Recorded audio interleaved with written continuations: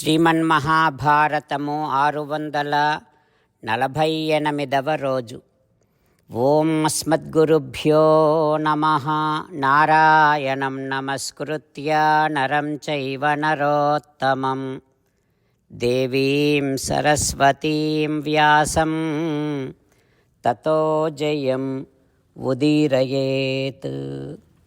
శ్రీమన్మహాభారతము సభాపర్వము 75వ అధ్యాయము ద్వారా సూత మహానుభావుడు శౌనకాది మహర్షులందరికీ ప్రవచనం చేస్తూ ఈ రకంగా చెబుతూ ఉన్నాడు. ఓ మహర్షులారా, వైశంపాయన మహర్షి జనమేజయ మహారాజుకు శ్రీమన్మహాభారతాన్ని ఉపదేశం చేస్తూ ఇలా చెబుతూ ఉన్నాడు. ఓ రాజా, గాంధారి ధృతరాష్ట్రునితో ఈ రకంగా అంటూ ఉంది. ఓ రాజా, మన కుమారుడు ఈ దుర్యోధనుడు పుట్టగానే మహామతి అయినటువంటి విదురుడు ఏమన్నాడో మీకు జ్ఞాపకము ఉందా? ఈ దుర్యోధనుడు వంశనాశకుడు, ఇతనిని వదిలిపెట్టండి అని అన్నాడు. ఈ దుర్యోధనుడు పుట్టగానే నక్కలాగా అరిచాడు వీడు, అందుకని వీడు తప్పకుండా వంశనాశకుడే. ఓ రాజా, మీరు దీన్ని గ్రహించాలి. ఈ వంశాన్నంతటినీ వీడు కోసమని సముద్రములో కలపకండి. ఓ ప్రభూ, దుర్మార్గులైనటువంటి ఈ పిల్లలు మా బాలానామశిష్టానాం అభిమంస్థామతిం ప్రభో. దుర్మార్గులైనటువంటి ఈ దుర్యోధనాదుల యొక్క మాటలను వినకండి. ఈ వంశ వినాశనానికి మీరు కారణం కాకండి. ఓ ప్రభూ, బద్ధం సేతుం కోను భింద్యాత్. కట్టిన వంతెనను ఎవరైనా కూలుస్తారా? ఆరిపోయినటువంటి నిప్పును ఎవరైనా మళ్ళీ రగిలిస్తారా? ఓ భరతర్షభ, శాంతించినటువంటి శమే స్థితాన్ కోను పార్థాన్ కోపయేత్ భరతర్షభ. శాంతించినటువంటి పాండవులను మళ్ళీ రెచ్చగొట్టడం ఎందుకు ప్రభూ?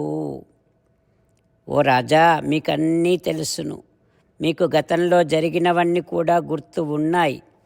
అయినా మళ్ళీ మళ్ళీ గుర్తు చేస్తూ ఉన్నాను.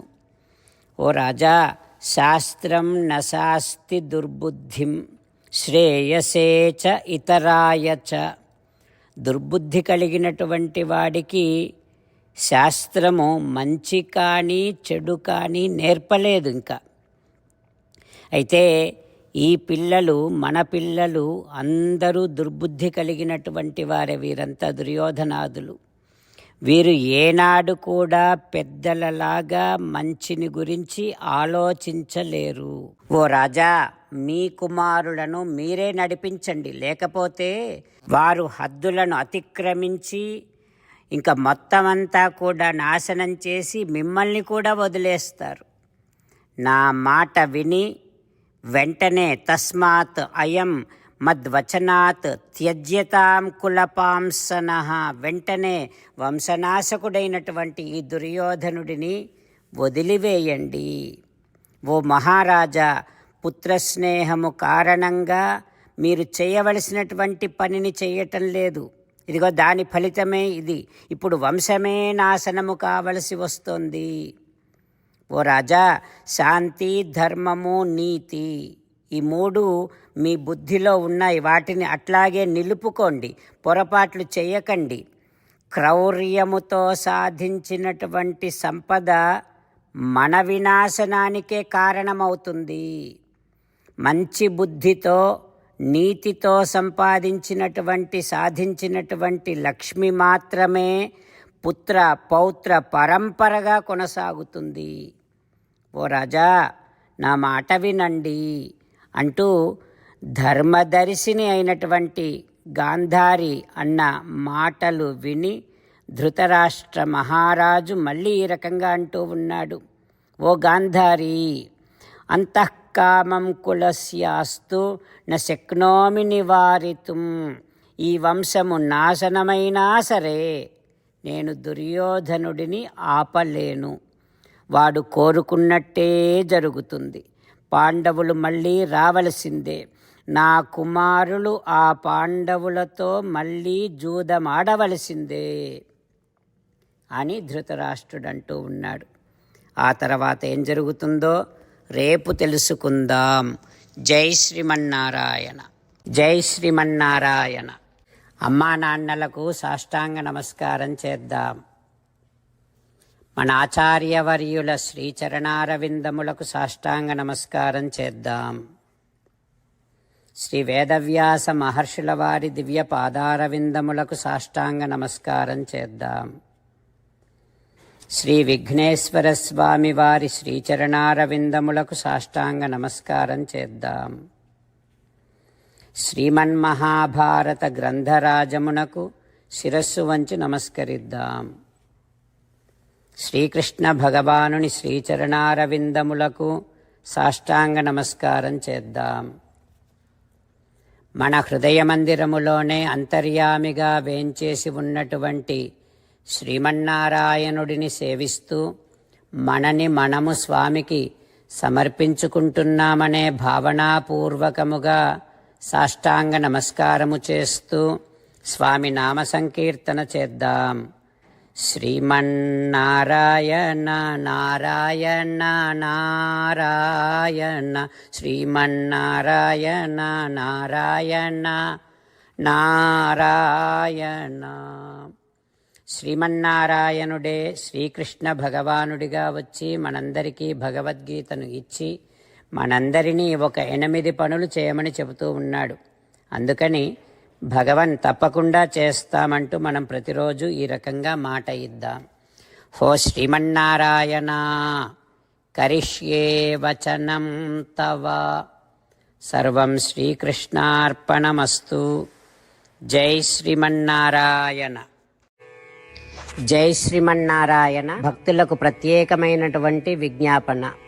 మీకు అన్ని విషయాలలో వెంటనే మంచి ఫలితాలు రావాలి అనంటే ప్రతిరోజు 1 నిమిషం వెచ్చించి నారాయణాస్త్రాన్ని చదవండి.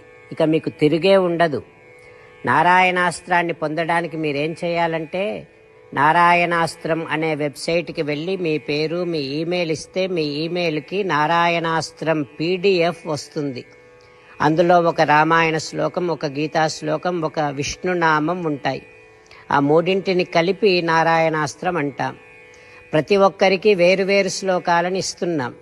ఆ రకంగా ఎవరి శ్లోకాన్ని వారు ప్రతిరోజు తప్పనిసరిగా చదవటం వలన ప్రతిరోజు ప్రతి 24,000 భక్తులతో ఒకసారి సంపూర్ణ రామాయణ పారాయణ, 33 సార్లు శ్రీమద్ భగవద్గీత పారాయణ, 24 సార్లు శ్రీ విష్ణు సహస్రనామ స్తోత్ర పారాయణ జరుగుతుంది. ప్రతి ఒక్కరికి అంతటి విశేష ఫలితము ప్రతిరోజు లభిస్తుంది. అందుకని మీరు మీ కుటుంబ సభ్యులు అందరూ ఒక్కొక్కరు ఒక్కొక్క నారాయణాస్త్రాన్ని వెంటనే పొందండి. జై శ్రీమన్నారాయణ. శ్రీమద్ భగవద్గీత సారాంశముగా 18వ అధ్యాయములో 65 నుంచి 69 శ్లోకముల ద్వారా శ్రీకృష్ణ భగవానుడు మనందరినీ ఒక 8 పనులు చేయమని చెబుతూ పరమాత్మ ఈ రకంగా అంటూ ఉన్నాడు. ఎవరెవరైతే నేను చెప్పిన ఈ 8 పనులు చేస్తారో వారందరూ నాకు చాలా ఇష్టమైన వారవుతారు.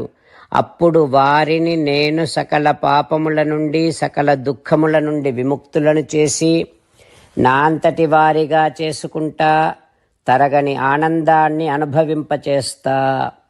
నిజమే చెబుతున్నా, ప్రమాణము చేసి చెబుతున్నా అంటూ సాక్షాత్తుగా దేవదేవుడైన శ్రీమన్నారాయణుడైన శ్రీకృష్ణ భగవానుడే మనను ఈ 8 పనులు చేయమని చెబుతూ ఉన్నాడు కనుక హో శ్రీమన్నారాయణ కరిష్యే వచనం తవ, తప్పకుండా చేస్తా, నువ్వు చెప్పినట్టే చేస్తా అంటూ మనం ప్రతిరోజు దేవదేవుడైన శ్రీమన్నారాయణుడికి ఈ రకంగా మాట ఇద్దాం.